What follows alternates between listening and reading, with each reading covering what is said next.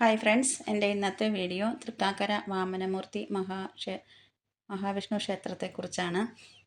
ഞങ്ങൾ നമുക്ക് തൃക്കാക്കര അപ്പനെ എല്ലാവർക്കും അറിയാമല്ലോ. നമ്മൾ ഓണത്തിന് പൂക്കളം ഇടുമ്പോൾ തൃക്കാക്കര അപ്പന് ഒരു പ്രധാനപ്പെട്ട സ്ഥാനം കൊടുക്കാറുണ്ടല്ലോ. അപ്പോൾ അങ്ങനെ ഞങ്ങൾ അമ്പലത്തിലെത്തിയപ്പോൾ വൈകിട്ടാണ് വന്നത്. ഒരു മഴയുണ്ടായിരുന്നു. അപ്പോൾ ഞങ്ങൾ ആദ്യം പോയത് ശിവൻ്റെ നടയിലേക്കാണ്.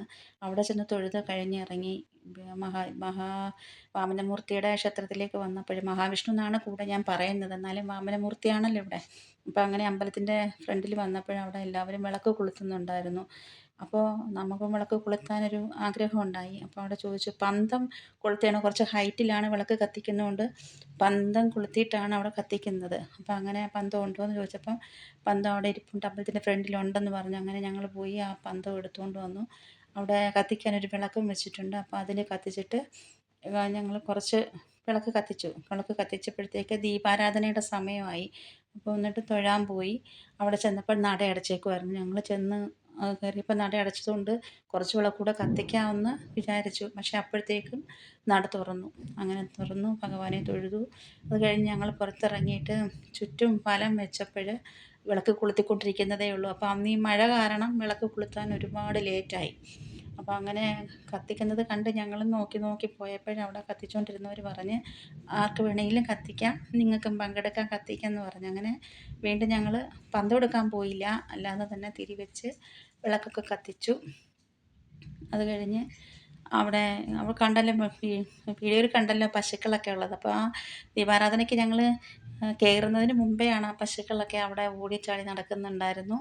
അപ്പോൾ അങ്ങനെ അതൊക്കെ കണ്ട് ഞങ്ങൾ തൊഴുത് കഴിഞ്ഞ് ഞങ്ങൾ പുറത്തിറങ്ങി. വീണ്ടും വിളക്കൊക്കെ കൊളുത്തി അവിടെ ഒരു കുറച്ച് നേരം നിന്ന് ആ ലൈറ്റെല്ലാം കൂടെ കണ്ടു. വളരെ ഭംഗിയായിരുന്നു അത് കാണാൻ. അപ്പോൾ ഇനി ഈ പ്രദേശത്തെപ്പറ്റി, നമുക്ക് ഈ ക്ഷേത്രത്തെപ്പറ്റിയുള്ള അറിയാവുന്ന കുറച്ച് കാര്യങ്ങൾ.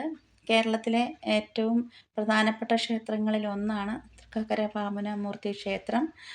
മഹാബലിയെ പാതാളത്തിലേക്ക് ചവിട്ടിത്താഴ്ത്താൻ വിഷ്ണു ഭഗവാൻ വാമനനായി അവതാരമെടുത്ത ഭൂമിയാണ് അത്. അപ്പോൾ അങ്ങനെ ആ ചവിട്ടിത്താഴ്ത്തി വാമനൻ്റെ കാല് പതിഞ്ഞ സ്ഥലമായതിനാലാണ് തിരുകാൽക്കര എന്ന പദങ്ങളിൽ നിന്നാണ് തൃക്കാക്കര എന്നുള്ള പേര് വന്നത്. 108 പ്രധാനപ്പെട്ട മഹാവിഷ്ണു ക്ഷേത്രങ്ങളിൽ ഒന്നാണ് തൃക്കാക്കരയപ്പൻ്റെ ഈ ക്ഷേത്രവും. ഇവിടെ ചിങ്ങമാസത്തിലെ ഓണത്തിനാണ് ഉത്സവം. അത്തത്തിന് കൊടിയേറി തിരുവോണത്തിന് കൊടിയിറങ്ങി ആണ് ഉത്സവം അവസാനിക്കുന്നത്. ഇവിടുത്തെ ഓണസദ്യ ഭയങ്കര വിശേഷപ്പെട്ടതാണ്. നാടിൻ്റെ നാനാഭാഗങ്ങളിൽ നിന്നും ആൾക്കാരെത്തി ഈ ഉത്സവത്തിൽ പങ്കുകൊള്ളാറുണ്ട്. പിന്നെ ഇവിടെ വാമനമൂർത്തിയെ കൂടാതെ ശിവഭഗവാന്റെ നടയും ഇവിടെയുണ്ട്. പിന്നെ എൻ്റെ വീഡിയോ ഇഷ്ടപ്പെടുന്നവർ ലൈക്ക് ചെയ്യണം, കമൻറ്റ് ചെയ്യണം, സബ്സ്ക്രൈബ് ചെയ്യണം. ഇങ്ങനെയുള്ള കുറേ ക്ഷേത്രങ്ങൾ, ഞാൻ പോകുന്ന ക്ഷേത്രങ്ങളിൽ അതിൻ്റെ വിവരങ്ങളും ഇടാൻ എനിക്ക് ഭയങ്കര ഇഷ്ടമാണ്. നിങ്ങൾക്കൊക്കെ എൻ്റെ വീഡിയോ ഇഷ്ടപ്പെടുന്നുണ്ടെങ്കിൽ എല്ലാവരും എന്നെ സപ്പോർട്ട് ചെയ്യുമല്ലോ.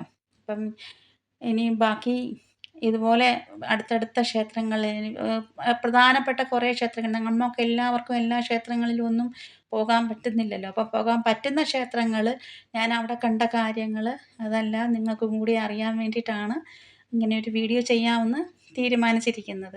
അപ്പോൾ എല്ലാവരും എന്നെ സപ്പോർട്ട് ചെയ്യണം. ഓക്കെ.